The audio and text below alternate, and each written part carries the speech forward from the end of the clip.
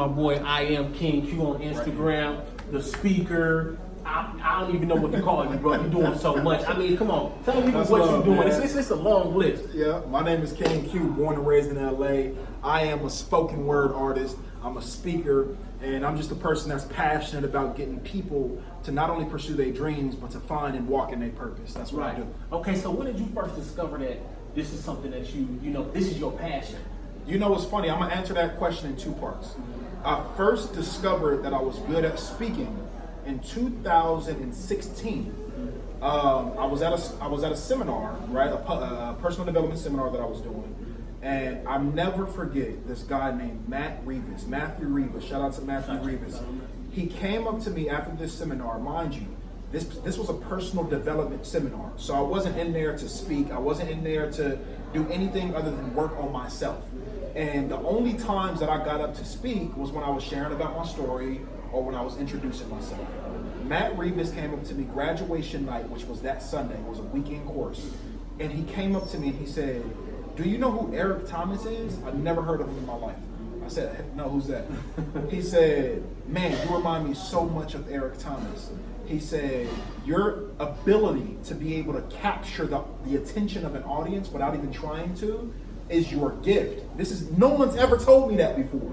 He said, "That is your gift." He said, "The moment you start speaking to people and start sharing your story, your life is going to change forever." Ever since he told me that, I started intentionally putting myself in position. Literally 3 weeks after we had that conversation, I started my event platform, Patio Poetry, to where I coordinated it, I curated it, I hosted it, I did everything, yeah. Top to bottom, promoted it. And my first event that I ever threw as an event producer, I had over 100 people come out to my event. My first time throwing an event. Mind you, it was a free event, but I hosted it. And that was the first time that I really allowed myself to explore this new discovery of me being able to speak. Right. And ever since then, it's been guns blazing. So let me ask you this. Did you do everything because you felt that you had to, or did you do everything because it was like, I asked people to help me, but nobody was there to help me? Can I keep it real though? Can I keep it 100? Can I keep it 100? Can I keep it 100? I'm gonna keep it 100 with you. I was so used to living a life to where I had to figure everything out for myself. Okay. I call it the Allen Iverson syndrome, and I'm gonna tell you why I call it that. Allen Iverson is sweet, one of my favorite basketball players of all time. But Allen Iverson was a stat sheet stuffer.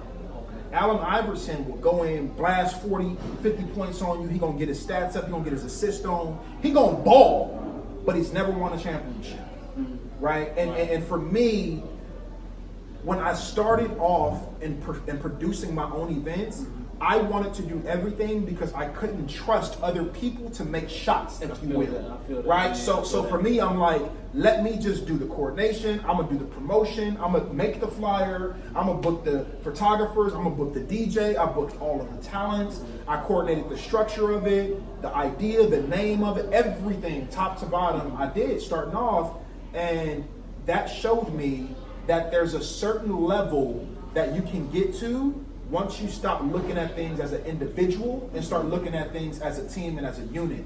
And that required a new perspective for me to take on. But to answer your question, why did I do it on my own? It's simply because I felt like I had to. Right. You know what? Along with me following my purpose, yeah. I felt that I had to do stuff on my own. Like I felt like, no, you can't reach out. Right. You know what I'm saying? Right. You have to take matters into your own hands. Yeah. And I think it's something that people are afraid of. Yeah. So I mean, okay, it wasn't all smooth for you. So tell me, what was the ups and downs about that? The ups was the fact that in certain areas they want to get done fast because I'm doing it. So for example, the promo. One of the goods in me starting off my event production company was that at the time I was driving, so I had the ability to pop up at open mics randomly. I had the ability to research open mics. Mind you, when I start throwing events, bro, I've never been on a poetry scene as an event producer. That is a whole nother world. So nobody in the community knew who I was at all. So on top of me promoting my event, I'm going to every single open mic that I saw and heard of all throughout the week. Like I was literally going through 5 open mics, 6 open mics in a week. And I'm hitting stages every single night, not only to show people that I'm talented and I can perform and speak, but I wanted to tell people what they were going to be buying into. right? And I think that made the experience personable for people. That's why it was so many people that came to my first event, because those were people that actually met me, shook my hand, saw me engage with people in the crowd. And once they knew that I was hosting, it was like an easy buy-in. So for me, that was one of the pros, because that job got done. Booking the talent got done because I did it. Like all these different things. The cons is the feeling after the event, feeling absolutely emotionally, mentally, and spiritually drained, and not being able to function the next day. Like that was huge for me. And the reason why that was huge for me is because I start realizing that I can't be as consistent as I want to be unless I start dishing out some of these responsibilities to other people that are willing to help, right? And so that's kind of like, to answer your question, those were the pros and cons. I get that, because see, you know what, I get involved with putting my energy into a lot of different things. And like even my fiance, she said, you need to focus on one thing at a time. And so that's what I had to do, because I said, you know what, consistently, I have to be consistent. I have not been consistent all my life. My homeboy tell you, you got a reputation of not finishing things. So I got a chip on my shoulder about what I'm doing right now. And it's like, look, you stay consistent. I don't care what's going on. You make it your duty to stay consistent. So every day I'm reminding myself, come on, you gotta do it again. Come on, you gotta do it again. But you know what's going on now? It's becoming more natural. Like it's like a habit. It's like, look, I don't know how to explain it, but they say it takes 21 days to develop a habit. And it's like every day it's in my mind. Make a move. But let's get into you traveling. How did you get involved? What started you traveling like New Orleans? Like what happened? Because I saw you on stage doing your thing. You know what I'm saying? And I saw the comments. People was on you like you was doing your stuff. So tell me when was your first time? Like, you know what, I'm gonna just travel and do this. What was that like? So for me, great question. And that started 2 years ago. I've always wanted to travel. And I think growing up the way that I grew up, I had two parents who were absolutely terrified of traveling on an airplane. And so growing up, and once I started to kind of discover what I was gifted and talented at and skillful at, I wanted to expand the mission. I wanted to expand the reach of people. And I'm not talking about just social media. I am very personable. I love to shake people's hands. I love to hug people. So once I started to walk in my purpose more and I started to feel like more comfortable at it, I naturally wanted to expand everything that I was doing. And so obviously if you want to expand, you got to start expanding nationwide and then eventually globally. And so that fire got in me very early when I started hitting the stages. I knew that I was destined to not only do this, but I was destined to reach a very large audience of people. And so to answer your question, how did I start traveling? In 2000, at the latter part of 2016, the beginning parts of 2017, I literally just started to like write down places that I wanted to go to and perform. And mind you, at the time of me doing that, I've never been on an airplane in my life, ever. And I was 26 years old the first time I ever got on an airplane 2 years ago. My first time getting on an airplane was to go perform. And that was like everything to me. And for me, I knew that because I was new and because I didn't have the resume to demand a price point, that I had to fund my own travel. I had to literally grind and like fundraise and throw events weekly. I was throwing events weekly, bi-weekly, and monthly. I was throwing 3 events a month, like just to raise money to get me to travel. And so the first 4 or 5 places that I traveled to was in 2017. The first place that I went to was New Orleans. First time ever traveling, ever getting on an airplane. I went to go perform at an open mic in New Orleans. And I was literally, bro, just finding these open mics on social media, looking up hashtags. So I would look up open mics in New Orleans, hashtag. I would look up open mics in Dallas, hashtag. Like just looking up hashtags, and then all these events would pop up, and I would jump in their DM, tell them who I am and what I do, and I'm looking to come out. Boom, that easy. 2017, I funded my first tour in 2017. I went to New Orleans. I got booked twice in Phoenix, Arizona. I got booked to perform in Vegas. I got booked in Dallas, Texas. I got booked in St. Louis, Missouri. I got booked in Atlanta. And that was like, yo, that showed me that you don't need to focus on finances in order to travel. I grew up with a very poor and poverty type of mindset and looking at my parents and how they operated with money, how they operated with travel, I've always associated travel with needing money. No, you don't need money. You need a goal. And once you have a goal, once you have an intention and you start walking towards it and it's in alignment, that's huge, alignment. It was in alignment with what I was supposed to be doing. Right. Yeah. I'm supposed to be doing this. When you're walking in your purpose, God opens doors that you didn't even know was there.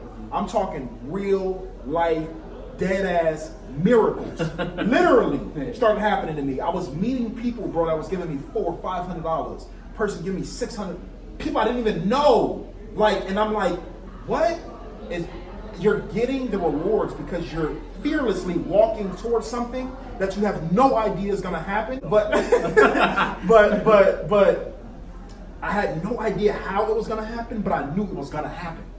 I'm going to Missouri. I'm going to New Orleans. I'm going to Dallas. I would just affirm that, and it's like the universe would just open up its gateways to me once I started to walk in my purpose. Okay, so let me ask you this. Okay, you said basically you started to walk in your purpose, and it was like something's pushing you to do this.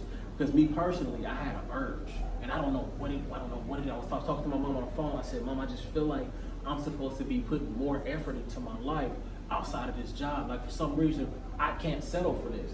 You know what I'm saying? Yeah. So, did you have the urge to just take that risk to travel across the nation? Or was it just, did you hear somebody tell you should? Or was that something you just said, you know what, I'm going to do it. I'm not going to think about it. I'm just going to do it. Yeah, it was what I wanted to do. Mm-hmm. Like, I was adopting a mindset that says, do what you love. Do what you want to do. And that was a mindset that I was not grown up with. That is a mindset that I adopted. That is a mindset that I learned based off environments, seminars, books, learning, mentorship, like a lot of different avenues that I was exposing myself to. And once you start exposing yourself to different people, communities, events, and circumstances, you start to learn things that you've never been taught before. Right. And so I started to learn about things like the law of attraction. And I read the book The Secret and The Power, and I started researching Rhonda Byrne, and like all of these different things were happening around that time. And I started to literally walk towards every single thing that I wanted, and I would just affirm stuff. I want to go here, okay? It's like you wanting to be a speaker, or you wanting to dance, or you wanting to be a poet, or you wanting to be a basketball player, or I wanted to travel. And I'm like, I'm not going to allow finances to discourage me to the point to where I don't even try.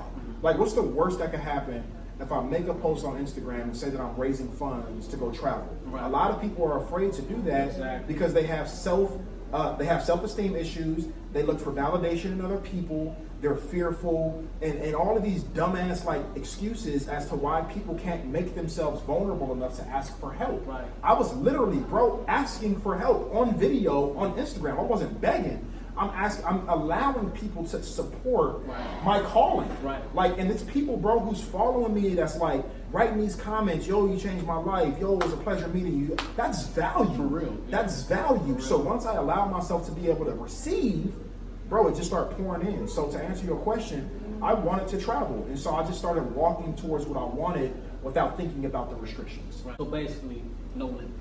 No limits. No limits. No limits. You going all in. I'm going all in. I mean, all in, bro. Wait, all in. No limits. No limits. But you know what though? Like Master P said, he said we got so big into it.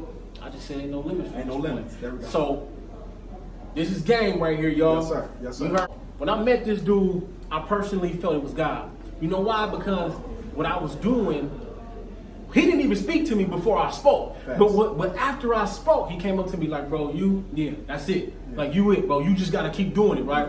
So when I met this dude, I felt that it was God. So I'm saying this to say, when you start walking in your purpose, when you start trusting the process, you start meeting people that you need to meet. You start going places you need to go. Like, things just start working out for you. I'm telling y'all, it's facts. For real, things start working out for you. Facts. So whatever you got going on, look, walk in your purpose, and everything you need will come to you. Facts. So look, anything you want to say to anybody? Just want to let people know, man. Find your purpose. I always tell people to walk in their purpose. A lot of people don't know what their purpose is. Find your purpose. Your purpose is attached to the things that you're passionate about. To answer your question, I know somebody just asked, well, how do I find my purpose? Your purpose is attached to what you're passionate about.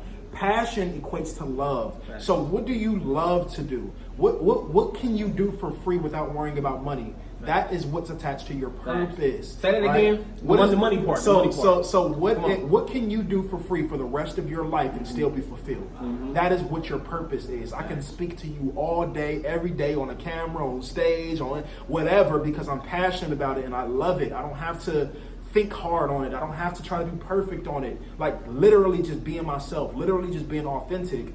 I've learned to just walk in my purpose, and I'm inspiring and looking to inspire people to do the same thing. So find your purpose, walk in your purpose, don't give up, be willing to make changes and shifts, be willing to cut off toxic ass people in your life, be willing to get outside of your mom's house, be willing to quit your job, be willing to be homeless, be willing to have your heart broken. Like once I was willing to do those things, my life changed forever.